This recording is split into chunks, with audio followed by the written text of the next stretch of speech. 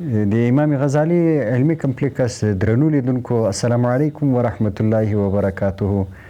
څو ورځې بعد د لوی اختر مبارکه ورځ را روانه ده او مبارکې ورځې را روانې دي.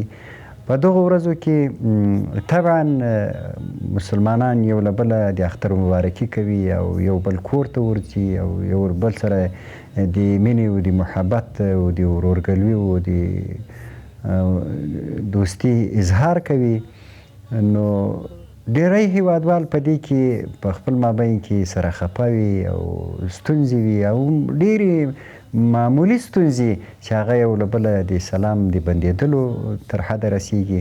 لهذا له دې چې ګټه واخلي مسلمانانو همدغه ورځو شپې څخه ګټه واخلي، یو بل ته مینه ورکړي، یو بل ته محبت ورکړي، له یو بل سره دوستي او قرابت وپالئ، له یو بل سره خپله ورورګلوي وپالئ.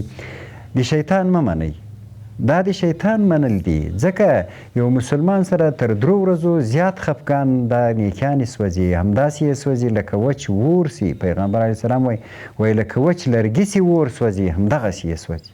لهذا خپلې نیکۍ ولې د شیطان دپاره وسوځئ؟ ولې د شیطان د خوشحاله کېدلو دپاره خپل اعمال هم تباه و برباد، آخرت هم تباه و برباد، قریب هم له لاسه ورکړی، د الله ناراضي هم راغلی، د پیغمبر علیه السلام خفګان هم راغلی. لهذا مسلمانانو عجبې خوندورې شپې او ورځې دي، همدغه شپې او ورځو څخه ګټه پورته کوي. دا شپې او ورځې باید داسې درچې تېرې نه سي چې په دې ورځو او شپو کې له تاسو څخه یو ورور، یو خور، یا یو بل قریب، یا یو بل قریب، یو بل دوست، یو بل مسلمان له تاسو څخه همدغسې خفه ولاړ سي.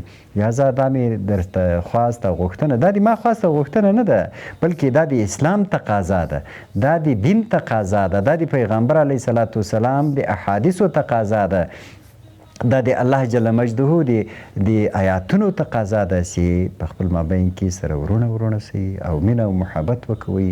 الله جل مجده دې خوښ او ښایسته اختر در نصیب کړي. والسلام علیکم ورحمت الله وبرکاته.